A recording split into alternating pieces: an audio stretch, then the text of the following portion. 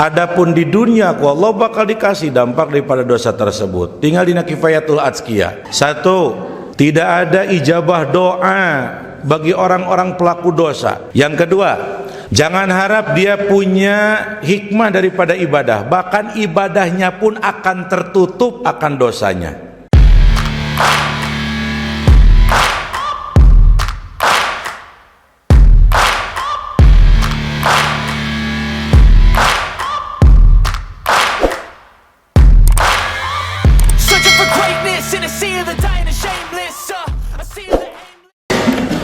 Bismillahirrahmanirrahim. Assalamualaikum ayyuhal musyahidun al-kiram warahmatullahi wabarakatuh.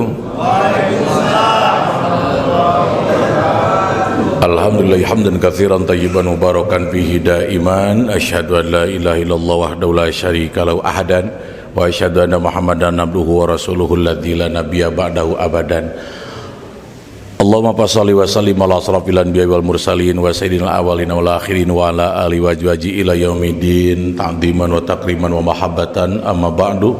Qala an-nabiy sallallahu alaihi wasallam, kullu bani adam khata'un khairul khata'ina at-tawwabuna. Sadaqa rasuluhun nabiyul karim wa nahnu ala dzalika minasyahidin wa syakirin walhamdulillahi rabbil alamin.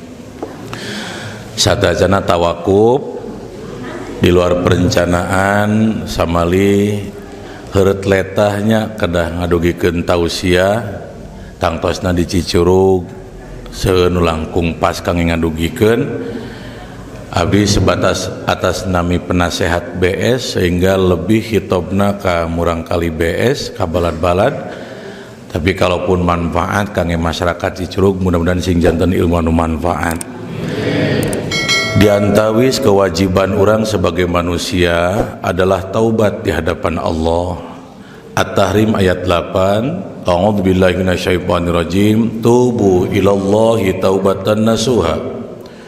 Bertaubatlah kalian kepada Allah tentunya sebenar-benar taubat. Walaupun orang tak berdosa sekalipun. Karena ini yang Rasul contohkan. Sekalipun Rasul tanpa dosa, lihat dalam hadis sahih, wallahi inni la astaghfirullah wa atubu ilaihi aktsara min 70 marratan. Sekelas pangkat Rasul anu dijaminkeun sifat sidik kebenarannya sampai ka mangek kalimah harap qasam. Wallahi itu wawunya wawu qasam, bagian daripada harfuz zarin. Artinya menguatkan satu kalimat akan kebenaran. Jadi ngaran-ngaran setiap kalimat pakai sumpah itu menandakan betul-betul kebenaran kalimat tersebut. Makanya di Timur Tengah, di Arab Saudi itu gak dipakai main-main wallahi itu. Itu paling minim di pengadilan tuh, karena untuk penentuan hukum. Di urang mah geus dianggap lalab we wallahi teh. Sumpah teh. Urusan sepele aja kadang. Boga rokok teh menta eueuh teu boga. Bener sia teh demi Allah ngun biar bab rokok demi Allah gara urang. Terlalu murah wallahi. Leuwih parah nepi ka nu mabok pipilueun. Sia maboknya. Henteu bau sungut sia demi Allah aing teh goblok bari mabok ka teh. Tolong. Jadi tolong jangan dianggap hal sepele. Wallahi itu sumpah demi Allah itu harus betul-betul dalam satu penegasan kalimat yang dibutuhkan kebenarannya. Wallahi kata Rasul, demi Allah. La astagfirullah lam ibtida ini itu mananya li taukid ini. Amin nawase sugro. Ieu penguat kalimatnya luar biasa. Demi Allah sesungguhnya aku lam ibtidaiyah menghiasi kalimatnya. La astagfirullah. Yakin pasti beristighfar kepada Allah wa tubu ilaihi dan bertaubat kepada Allah aktsara min sab'ina. Aksara ab'a tabdil lebih banyak maknanya daripada 70. Makanya sebagian riwayat mi'ata marotin. Mulai ulama ngambil kesimpulan Rasul beristighfar 100 kali karena satu makna dengan aktsara min sab'ina, bahwa 100 itu lebih daripada 70. Jadi Rasul tanpa dosa sekalipun karena dimaksum oleh Allah, tapi istighfar ratusan kali. Catat kali mana? Rasul teu pernah dosa sekali-kali acan, tapi istighfar ratusan kali. Urang dosa geus ratusan kali, istighfar eta supaya teh kasinggung teuing ku abdi teu diwaler teh. Inilah bagaimana, terlebih apalagi kange pelaku dosa. Apa dalam hadis riwayat Ibnu Majah, kullu bani Adam khotoun. Setiap bani Adam itu pasti ada dalam posisi kesalahan. Wa khairul khotoina, dan sebaik-baik pelaku salah, pelaku dosa, at-tawwabuna, adalah orang-orang yang bertaubat. Hadis ini menjadi sumber dasar daripada ungkapan ulama, al-insanu malul khata wan nisyan. Jadi itu bukan hadis, tapi sumbernya kuat. Dan yang kedua, sesuai dengan ayat Allah, innallaha yuhibbut tawwabin, bahwa Allah mencintai orang-orang yang bertaubat. Cuman sayangnya orang kenapa begitu sulit bertaubat, masih banyak berpikir bahwa dampak dosa itu nanti ditangguhkan di akhirat. Makanya berpikirlah namang bengora nikmati we masa muda, kewe tobat mah geus kolot, bari belum tentu bakal nyampe usia tua. Padahal titip barangkali janten bahan renungan, terlebih ana musibah bencana di mana-mana, bahwa dampak taubat itu gak serta-merta nanti di akhirat. Di akhirat mangke pelunasanana. Adapun di dunia Allah bakal dikasih dampak daripada dosa tersebut. Tinggal dina kifayatul atsqiyah. Diantawis dampak daripada dosa di dunia ya. Ulama berbicara di akhirat azabun alim. Satu, kata ulama, la mustajabalahu, tidak ada ijabah doa bagi orang-orang pelaku dosa, sehingga sebagian pentafsiran ud'uni astajib lakum, berdoalah kalian pasti aku akan mengijabah. Maka kalaupun doa kita tidak diijabah secara pandangan kita, maka kata ulama diantaranya ijabah doanya menjadi kafarat atau menjadi penebus dosa. Nah, hati-hati itu repot doa orang walaupun siang malam kurang diungkap-ungkap ka Gusti Allah sementara tidak ada ijabah. Kenapa? Lain tadi ijabah, cuman ijabahna dipengkolkeun dipake kifarat dosa. Logika nu lebih simpelna ke we lah. Kawas urang sebagai karyawan atanapi padamel sami sareng balad urang posisina. Cuman ari batur mah gawena dinas, oke jujur, urang mah gawena sih memang bagus, cuman rada nyeleweng hungkul, resep kasbon. Malum kapepet kuota teu boga, beas can kabeuli, akhirna kasbon kadunungan. Nah posisi seperti itu, mungkin di mana pas usuman gajian, batur mah narima gaji, urang narima moal. Kalaupun narima berkurang gajina. Apakah dolim atasan? Enggak, hakikatnya mah orang menang gaji, cuman gajinya dipakai nutup mayar naon? Kasbon. Doa itu sama, sekalipun para anbiya, para sahabat, para ulama, sama seperti kita. Allahumma ya Rabbi, ya Rabbana, saluang doa mah ka Allah. Nu dipentana sami ka Allah. Tapi kenapa di saat doa baginda Rasul makbul, doa para sahabat diijabah, toh kemudian orang teu dijabah? Ada satu perbedaan sedikit. Di saat para anbiya, para sahabat, para ulama jejeg amal ibadahnya, bukan sebatas istiqomah, tapi terhindar tina berbuat dosa. Ari urang mah sagedengeun ngadoa, sagedengeun ibadah teh bari berbuat dosa. Makanya begitu orang ngadoa lain teu dijabah, cuman ijabahna mengkol karena dosa urang. Abdi yakin ye leuwih ti kahartos gede mah rumaos ieu teh paingan doa lobet wae aing mel bok we teu diijabah. Ternyata boleh jadi dosa kita jauh lebih banyak daripada doa yang kita panjatkan. Yang kedua, la tusiru ladzatul ibadah wa syauqan ila liqa'i wajhikal karim. Jangan harap dia punya hikmah daripada ibadah, bahkan ibadahnya pun akan tertutup akan dosanya. Makanya sebagian ungkapan ulama, adzanbu ba'dadzanbi uqubatun. Gak usah nunggu nanti di akhirat siksa dosa itu. Di saat orang berbuat dosa satu kali, nah kemudian dia berdosa lagi untuk yang kedua kali, maka kata ulama dosa yang kedua tersebut merupakan bagian siksa daripada dosa yang pertama. Dengan cara Allah undur-undurkan, Allah ulur waktu untuk mengazabnya, naudzubillah. Makanya gak serta-merta orang orang berdosa ujug-ujug taat, gak mungkin, kecuali melalui pintu taubat dulu. Makanya akan terbuka tabir hijab untuk berbuat baik. Nah makanya hadirin, amal itu laksana bola salju. Setiap orang beramal ibadah nanti akan berbuah ibadah lagi. Pun demikian, setiap orang berbuat dosa, dia pun kemudian akan mudah untuk berbuat dosa lagi.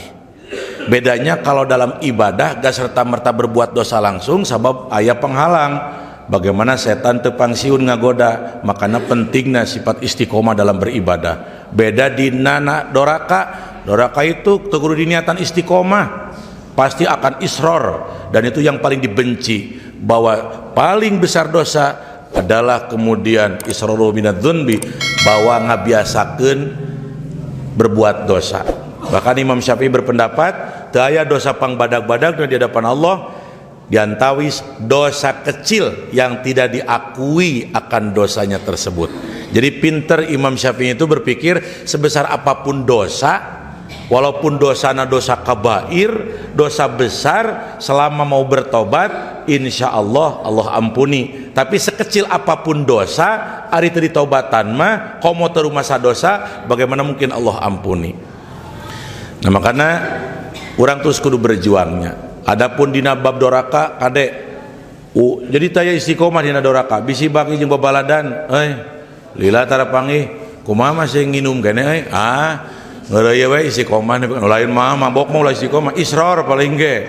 Isror itu terbiasa. Jadi kadek berbuat jelek ulah disebut istiqomah. Istiqomah itu dalam kebaikan. Nah, istiqomah itu ketetapan dalam kebaikan, itu istiqomah. Jadi bisinu doraka ngeureuy we istiqomah mabok we bukan lain istiqomah eta mah isror, dia berlanjut terbiasa berbuat dosa. Yang kedua yang repotnya, kalaupun beribadah Allah cabut hikmah ibadah.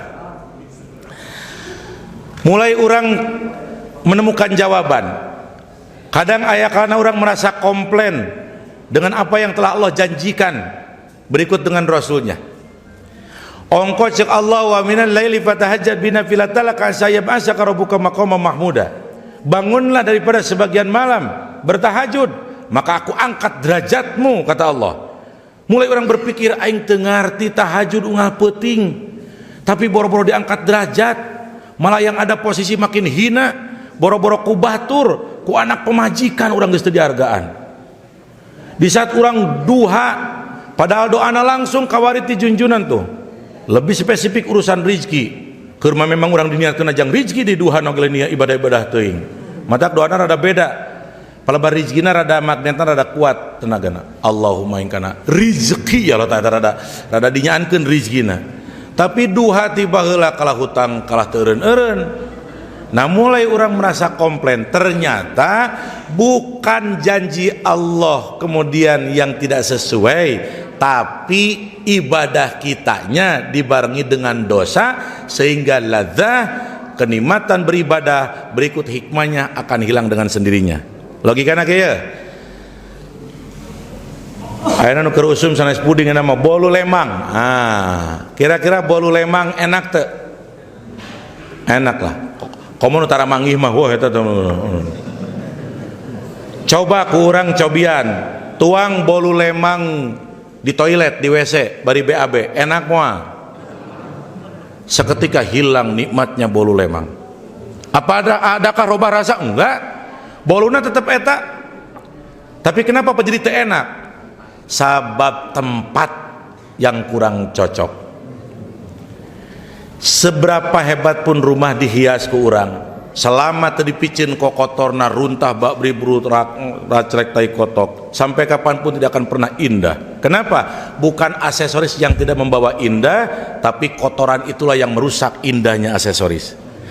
Kita duha, kita bertahajud, kita kajian, kita kemudian ngabilan nahan tunuh baik keresubuhan, tapi seolah tidak ada hikmah dalam kehidupan. posisi kita makin terpuruk kadang. Nu aya bukan ada ketenangan, malah makin gundah gulana urang, gelisah.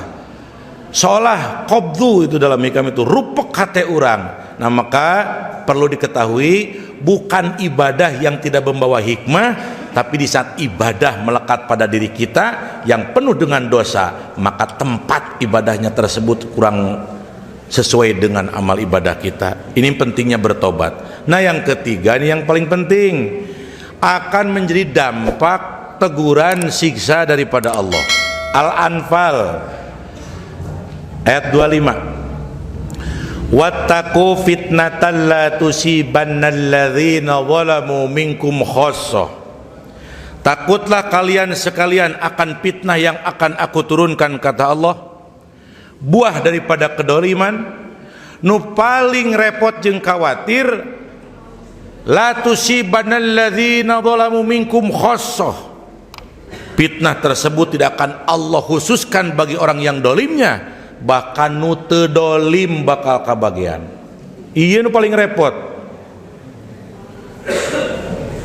Nah mulailah orang berpikir, hadirin, kalaupun kita tidak bisa memberikan nilai manfaat untuk orang lain, sebagaimana sabda Rasul, khairun nas anfa'uhum linnas, jangan pernah memberikan dampak jelek untuk orang lain, sehingga di saat kita berbuat dosa, secara tidak langsung kita sudah memberikan sumbangsi kejelekan untuk orang lain. Makanya orang jangan terlalu memponis. Begitu datang gempa di Cianjur, dengan seenaknya berkomentar, buan geus gede ting dorakan orang Cianjurnya euy. Oh enggak, perjanjian sunnatullahnya seperti itu. Jadi lamun datang angin puting beliung ka Cicurug ge umpamanya, ulah sokopna gede datang ka Cicurug angin puting beliung, tenang hadirin, tong wakat tegang, ya karek umpama ya. Padahal ada dosa nama ngeus urang teh ya, karek umpama unggul. Maka angken bakal beunang ku angin puting beliung kabeh orang Cicurug. Moal pipilih. Sugan oh ieu mah ustad mengkol angin puting beliung teh. Oh ieu mah tukang doraka pepeg satrikna, enggak. Kadang boleh jadi orang-orang yang soleh bisa merasakan dampak yang lebih. Cuman engke status yang berbeda. Kalau bagi orang yang dosa, tentunya teguran daripada Allah sebagai bentuk kufur nikmat, wala in kafartum inna adzabi lasyadid, dan bentuk siksa daripada Allah. Eta ge siksana ulah dianggap seperti siksa era karek DP-na.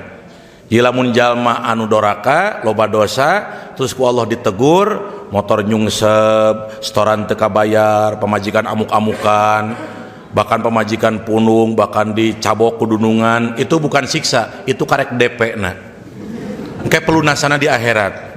Siap-siap hadirin.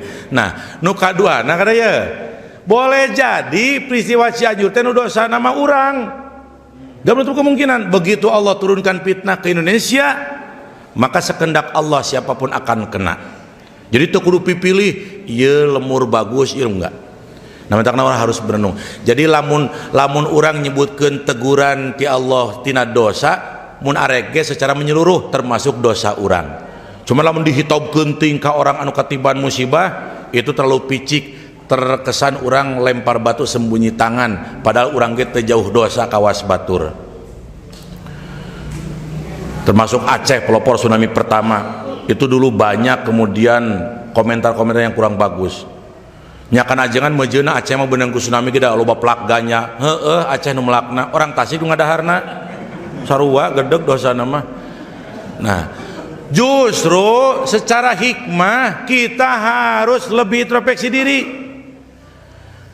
Karena boleh jadi orang yang ketiban musibah itu dosanya tuntas sebagai bentuk kafarat dosa. Yang repot kita yang belum Allah tegur. Jadi lamun aya ungkapan ajengan di pengajian, kalaresan Bapak Haji anu Bu Haji anu teu damang repot, mudah-mudahan teu damangna sing janten kiparat karena dosa. Urang lah berpikir dosa naon atunya Pak Haji nepika gede-gede teuing gering rip ulah pikiran urang kieu, ya Rob, alhamdulillah ya Allah, di saat orang lain kalaupun betul itu penyakitnya daripada dosanya, beruntunglah untuk saat ini kami masih kau berikan kesempatan untuk bertobat, padahal dosanya kami pun boleh jadi lebih banyak daripada orang lain. Kunak itu jadi ulah ngerasa soleh. Logikana simpel, batur ngedar ke narkoba, orang ngedar ke narkoba, sarua posisina. Batur ditewak ku polisi di penjara, orang teu ditewak ku polisi, disebut aman teu? Lain. Can waktuna, bahkan itu statusnya buronan, lesot. Batur maling hayam, orang maling hayam, batur ditewak ku polisi, orang can katewak, buronan, lesot. Lain jadi aman posisinya. Batur dosa, orang dosa. Batur ditegur ku Allah ku bencana, orang masih aman-aman. Ulah bukan orang majama soleh, lain. Sadar hadirin, langsung terpikir, Gusti teu sadar aing teh buronan lesot itu ya loh. Nah makanya kuasa kitu ka para buronan sadayana ya perlu dijiwai. Tinggal abdi ngasih alternatif, pilihannya dua. Rek jadi buronan anu sadar, segera melaporkan diri, atau rek tuluy lulumpatan. Perjanjian Allah tetap berjalan sampai yaumil akhir. Lamun bangsat balik pikir dengan kesadarannya, dia kemudian mengakui kesalahannya. Umpama beres ngabangsat peting-peting, malum kapepen ku kabutuh, padahal tadi kita terang ngabangsat iya, rewas kareureuna pas subuh teh aing nah jadi kieu laku teh. Ieu bakal beki repot. Akhirnya dia dengan kesadarannya datang ku sorangan ke kantor polisi, mawa gemolan urut maling peuting. Pak polisi, naon sia teh subuh rebun kieu isuk-isuk datang laporan. Ah ieu rek ngalaporkeun batur lain, rek ngalaporkeun diri sorangan. Rek naon? Jujur Pak polisi, peuting teh tos ngabangsat. Terus naon datang ka dia teh sia teh luman. Dipikir-pikir asa jadi teu ngareunah hate. Terus kadang rek menyerahkan diri taya barang buktina. Itu hadirin, walaupun di penjara paling tidak masih kena aya penghormatan tipe polisi. Kumaha cek polisi? Heuh nuhun we atuh imane sadar mah. Urang teu ucapen murag. Aya masuk mangga wilujeng bae nu mana selna milih sok. Bayangkeun aya keneh penghormatan. Aya keneh penghormatan. Bentuk kesadaran seperti itu. Nu repot anu lulumpatan. Tuluy apruk-aprukan merasa aman. Dipikir DPO hilang di kantor polisi, sampai kapanpun catatan akan, bahkan semua kepolisian akan bersinergi, saling memberikan informasi.